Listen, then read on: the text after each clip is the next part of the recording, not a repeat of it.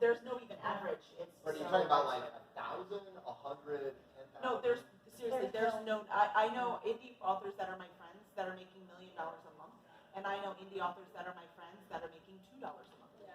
There's not even an average. So a lot of it depends on the individual person. Yeah. You know, how much. And finding the audience. Yes. Can you first of all know what your book is really about so that you can target your audience well? Yeah. And do you know? Can you find them? Are you savvy enough? Do you have help to be able to find where that target audience really is? And how much time do you invest into it? How much money do you invest into it? You know? So it really is going to depend on the ability of the individual author to view themselves as a business and to actually work it as a business. And it begins with knowing your audience and where they are. Because like there's a lot of authors who are actively marketing, but they may be marketing in the wrong place. So, you know, if you guys are into like mysteries, okay? If I'm actively marketing to you guys my science fiction fantasy, that's lost money because you're never going to pick it up. No matter how much I tell you there's mystery in it, it's not, okay? You're like, yeah, but there's also dragons and spaceships. Right, it's not my thing. That also sounds like a mixed metaphor. That's what a lot of, I've seen authors talk about some don'ts. I've seen authors who sit at their tables and somebody comes by and goes, oh, and they're like, what do you like to read? Oh, I love to read mysteries. This is a mystery. This is so a mystery. It's not. It's like something totally different. You're shooting yourself in the foot. Even if you can convince that person to buy it, that person's going to go home and start reading it. They're expecting it to be a mystery. Yeah. It's not going to be a mystery. Now you've got a negative review. Yeah. Because now that person is upset, you lied to them. So instead of having built a fan, you have now built a person who will, you know, tell people this author is terrible. Right? Yeah. They're gonna bash your book. They're going to bash your book. Like reviews is the greatest. Enemy is such a bad word, but they can make or break an author because you need to have reviews because that helps you gain credibility and traction and like Amazon to start promoting your book for you, which is like the ultimate goal. If you're on Amazon, you want them to kind of push your book and do it all yourself. What do they do when they push your book? So they'll put it in like your, you know, like say that I'm looking at a murder mystery book, and then it has, you know, oh, you may like all of like some other ones, okay, and you want it down there because it feeds into it, right? I know. You can pay for that. You can, but they're like sometimes like newsletters, right? I mean, I don't know if they still do it. I know Sandy used to get them all the time and be like, hey, you know, you might be interested in these books, and it'll push out books, and it's all like based on the number of reviews you have, the number of good reviews that you have. You know, it's what it used to be, but it was like so magic. yeah, magic. Amazon doesn't ship. Google. It's also Yeah, Google shares Google- more than Amazon.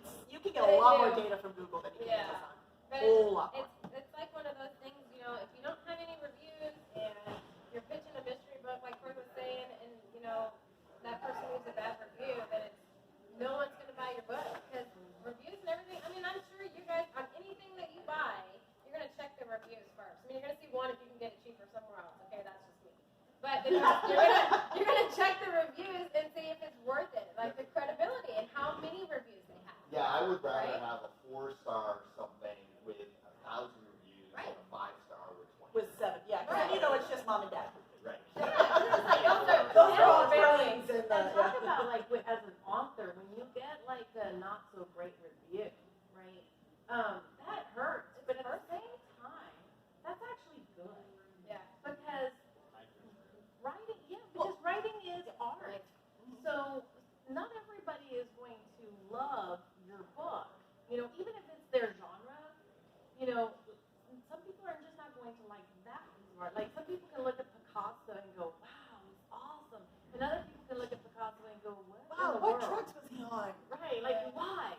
Why? You know? Yeah, that's me too. Art, so bad. Art speaks to different people. Yeah. You know, differently. So same thing with books. The same thing with movies, right? You know how sometimes you have people who just love a movie. They're like, oh my God, it's so awesome. And then you go and watch and you're like, why are they raving about this? You know, because it's art. It's going to speak to you differently. So having those few negative reviews that hit there, that shows that this is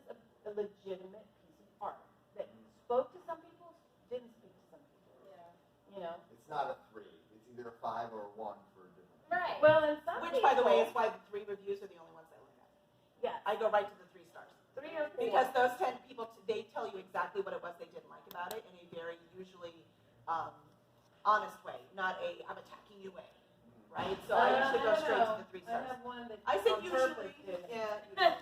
I But would say, you do have those people that on purpose, like authors do have haters that will put hater reviews. we do. on It's the worse in the thing. YA community though. YA is bad. Yeah, sometimes you're like, seriously, people, why are we so immature? But, but you do have, and you do have some people who just, the book may say that there's some certain kinds of content on it, and then they pick it up and then they put a 1 star because the book had this content. Well, it told you that in the summary. It's right there. Why did you even bother, You gotta have thick skin. Yeah. If you're gonna You really publish and put your work out there, because people are gonna read it. You have to remember You know? it's a book, it's not you. Yes, it's art. I mean, They're reacting to your art, and whatever reaction that is legitimate. yeah, you can't take it personally. I mean, it's one of those things. But if you it's guys great. are interested in writing, there's some really amazing organizations in Houston. Authorology is a relatively new one, but it's really good. They have an ongoing writers room through Zoom that, we just meet in the virtual space, and you're writing on your own side, they're writing on their own side, but you're kind of in that together space of doing that. We have critique groups, which is a great way to hone your skills because you bring pages and you read it out loud, and the other authors give you some suggestions on areas to revise or things to think about. And then the Houston Writers Guild is another organization that has conferences, so you get to meet people in the business, you get to meet agents, and people that are active in the industry, and you get to feel where the industry is and where it's going. So even if you're not ready to publish anything, it's a great idea to hook into like these kinds of organizations and go to these things just to have a sense of what's happening today, because it's changing all the time. And so you want to kind of hook into that. How many authors are there? Like Millions. I'm not exactly, there are millions. No, but like out of 100,000 people, are there 1,000 authors or 30? No, way smaller than that. But here's the thing, are there people who call themselves writers? There are people who are actually working in publishing. There's a difference between those two. So if you're only going to say writers, I'm still going to say there's probably 250,000 in Houston alone who say they're writers. But a lot of them are hobbyists. By the way, nothing wrong with that. You want to be a hobbyist writer, you go for it. But we were ready to take it to the next level, so that's what we did. So then you have the ones who are actually out there actually publishing and, trying to write things that fans want and trying to, actually get out there and make their worlds come to life. So in Houston, that would be how many people? I don't know, I can even estimate. I don't even know. But you said there's 250,000 amateurs. Is one I'm out of estimating on a 10 percentage. seriously? Yeah. Oh, I cannot tell you how many people come up, even when we're at these booths, and talk to us that they're writing. That they want to write. And like, awesome. And we always encourage them, because you know what? You never know which one of those is going to rate that amazing book. I mean, So- I would probably just say half. Like, I think because everyone half are writes. I mean, I actively write, and I'm not a writer, right? I write content, the ads and stuff. I write those kind of things, which is so creative. It's not in the form of writing a book, but I would say I can classify myself as a writer. I'm a content writer. Well, and then you have bloggers, people who just do that kind of writing, or magazine writers. So there's different, As opposed to fiction, right? as opposed to Yeah. fiction writers. But I also think that that right now in today's world, we have a lot more people who are now trying to actively write and publish than we did before. Because there's not as many gatekeepers. Exactly.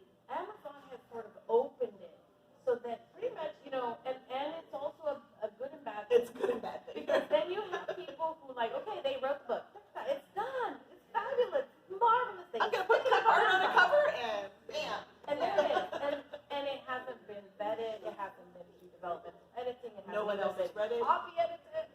And so then you have a lot of really bad books in the sense of just not having the development they need. The content may be brilliant, and if they had done the revision and the process, if they had trusted the process instead of being wanting to click right away, they would have had this marvelous thing at the end. But that part's not fun, Fern. I know, that's the work part. That's not fun. I don't like that part. I just want to create the story and then everyone's going to love it. No, not everybody's going to love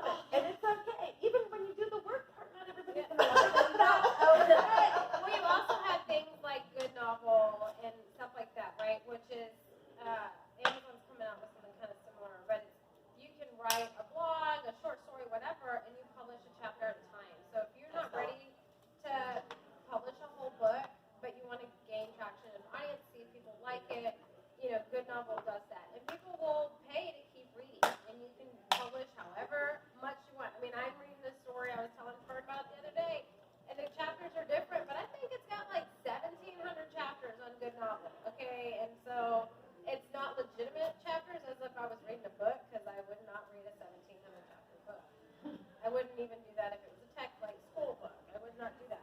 But I mean, there's different avenues to do that, and there's a lot of younger people that are going onto those just to express creativity and writing and to dabble into it. So I mean, to kind of answer your question, I would probably say the population of Houston, in terms of writers, is probably 50, maybe 70% of your population is a writer in some form, is what I would say based on that population. Now, what kind of writer, what kind of author they want to classify, that's totally different. But if you're just talking about writers in general, I would probably lean closer to 75% of Houston's population, for sure. Yeah, I would put anywhere. That's it. I would. Just in terms of writers, you have magazine writers, you have content writers like me, Yeah, but you have all kinds of bloggers. All the oil people and all the IT people and all that. And that's all You'd be writers. surprised, you'd be surprised. I was a stock analyst, and I wrote 4,000 pages in 8 years.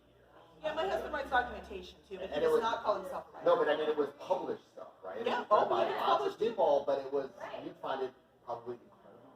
Probably. Yeah. But it's like, I was a science writer first. But I have to tell you, I was actually in a biotechnology student, so. and actually- Environmental science myself, so yeah. I run a medical diagnostic company. Oh, look at that. But I'll tell you one of the things I got out of it. I'm not going to be an author, but I got out of it, I had to wake up every day and write. Yeah. And I didn't have a choice. I didn't get paid if I didn't write. And I had, as a stock analyst, I had deadlines. It had to be done before the market opens. And so you have a deadline, it's every day, you don't get paid, and the discipline ended up being pretty. And that's where publishers help, because like some authors are really good about just being very disciplined themselves. But as And a lot of them need us to yell at them. You know your Yeah. deadline's coming up, right? How's that coming? I think deadlines are good.